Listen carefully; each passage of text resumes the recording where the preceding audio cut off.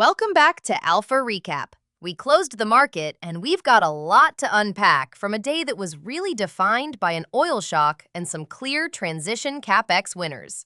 As always, if you have questions, you can reach us at stockalpha.ai and ask us directly. Thanks. Glad to be here. Today felt like a classic market crossroads. Geopolitics driving a huge commodity move, while structural trends kept certain pockets firing on all cylinders. So let's start with the big headline. Oil led the tape. Tell us what happened and why it mattered. Right. The story was a disruption in the Strait of Hormuz that pushed West Texas Intermediate up, and the jump was huge. The number that really caught our eye was about a 14% intraday move in crude. That's a game changer for a single day. 14% in one trading day. Wow. I mean, when you step back and look at this, that's the kind of shock that re-weights a lot of portfolios fast. Exactly. Producers, storage owners, even tanker and shipping names took the day. And the flip side was pressure on airlines, trucking, and consumer discretionary names because higher fuel costs squeeze margins. So, what really stands out here is the speed of the repricing. Investors had to reprice near-term supply risk almost immediately. Yep, and that fed directly into materials and utilities in a neat way. Materials rallied on discrete, executable catalysts, like a $27 million Dow award, a big rare earth expansion, and a roughly $175 million cast house project.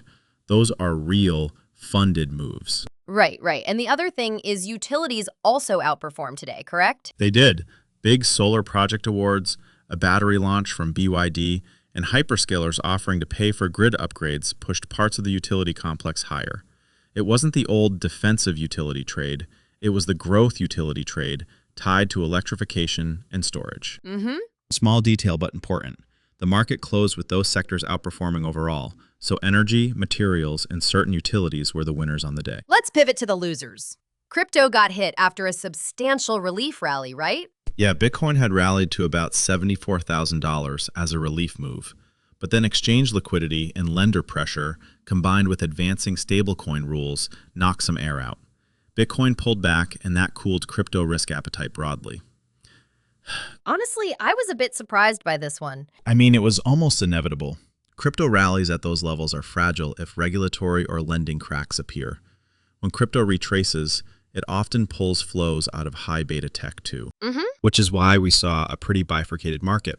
Strong sectoral rallies where there were funded, visible catalysts, and choppiness where policy or legal overhangs persisted. Healthcare was mixed today. There was a quick approval for a Johnson & Johnson combination, but GLP-1 pricing pressure kept the sector under tension. Right, fast approvals like that can create upside for the specific companies involved and sometimes spur M&A or licensing chatter. But the bigger structural story is the ongoing debate over GLP-1 pricing that keeps revenue models uncertain for a number of players. And industrials had a rough patch because of tariffs and a manufacturing jobs hit? Correct. Tariff uncertainty, a delayed customs refund, and a one-day hit of about 12,000 manufacturing jobs flagged execution and supply chain risks. There are longer-term positives in reshoring, but the near-term felt uneven. Short reactions. Right. Yeah, that tracks. Two more quick points on sector dynamics before we move to portfolio actions. First, communications and media were mixed. Telco vendors showed concrete demand for AI and early 6G infrastructure, but content risk from the extended SAG-AFTRA talks capped media names. Second, retail got a pop from a tariff refund ruling. That created a one-time margin tailwind for big retailers. Hold on, say that again about retailers? A court-ordered tariff refund can free up cash flow for reinvestment or margin expansion at big retail chains, especially those executing on omni-channel and targeted AI improvements. Okay, let's dig into the cross-sector themes. You outlined 5 in the note. Walk us through the big ones in plain English. Happy to. Theme 1, geopolitics to commodities to consumer inflation. The Strait of Hormuz tension was the immediate cause of the crude jump. That raises transport costs and could push consumer-facing inflation higher, which matters for discretionary spending. And theme 2? Transition CapEx. Hyperscalers paying for grid upgrades, BYD's battery news, big solar builds and multifamily demand for on-site energy, All of those link utilities, materials, real estate, and industrials. It's one funding rotation touching many sectors. Nice. Third? AI and early 6G infrastructure spend. The Mobile World Congress themes and demand from firms like Qualcomm and Cisco point to heavy spending on fiber, optics, and networking gear. That lifts equipment makers and creates backlogs for industrial suppliers. Fourth was policy and litigation as a multiplier, right? Yes, policy threads, from stablecoin rules to SAG-AFTRA to tariff rulings and bank governance issues, can reprice whole sectors quickly.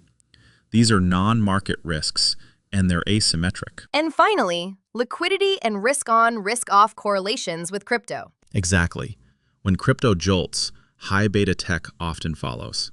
Today's Bitcoin pullback after a $74,000 relief high is a perfect example. It dented appetite for riskier assets and rotated money into energy and commodities. Short reaction. Okay, time to get tactical. What were your actionable ideas for investors based on today's action? First, a tactical energy overweight, but be selective. Favor majors with strong balance sheets and hedges, plus storage and midstream owners. The crude move tightened near-term fundamentals, but geopolitically driven rallies can reverse, so size positions modestly. Give listeners a few names, not tickers, just the types of companies to look at. Think integrated majors like ExxonMobil and Chevron, midstream pipeline and storage owners like Kinder Morgan and Energy Transfer, and smaller names tied to battery and storage terminals that have real contracts in hand. And materials? Rotate into materials tied to transition and defense reshoring, rare earth developers, specialty metal processors, and firms with funded projects. For example, miners with recent approvals and casthouse builders backed by the $175 million project spend. Utilities? Favor utilities with visible solar and storage pipelines and regulatory support, especially those earning hyperscaler project dollars or community solar in states like New Jersey. Avoid heavily regulated names with high execution or wildfire risk. What about hedging? Hedge consumer cyclicals against sustained fuel pressure. Think protective puts or reduced exposure in airlines and trucking if crude stays high. For tech and crypto beta, collars or protective puts make sense.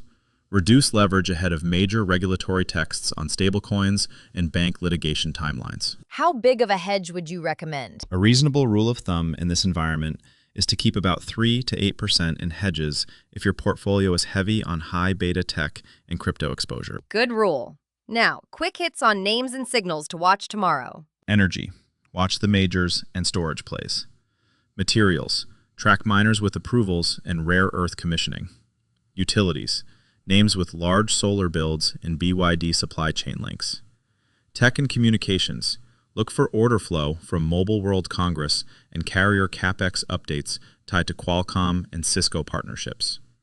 Consumer. Big retailers that might see one-time tariff refunds. Crypto. Monitor flows and regulatory text on stablecoins closely. Which headline should everyone have on their radar this week? Progress in SAG-AFTRA negotiations, any Navy or government updates on shipping lanes, the formal stablecoin rule text and tariff implementation guidance are all proximate catalysts. Also watch for updates on the material projects, cast house completion, or rare earth commissioning, because those can move stocks decisively. Final short reactions. Right. Got it. Okay, time for 3 clear takeaways. Hit us. 1. Today's market was sectorally dispersed, with energy, materials, and transition utilities outperforming on funded, visible catalysts, while policy and legal risks kept other areas choppy. 2. Tactical energy and materials exposure made sense, but keep sizes modest and prefer cash flow positive funded projects. 3. Hedge high beta tech and crypto risk and keep an eye on policy texts. Stablecoin rules and SAG-AFTRA developments will move markets fast. Perfect. Any final words for listeners managing portfolios tonight? Be selective, trade size carefully, and keep dry powder.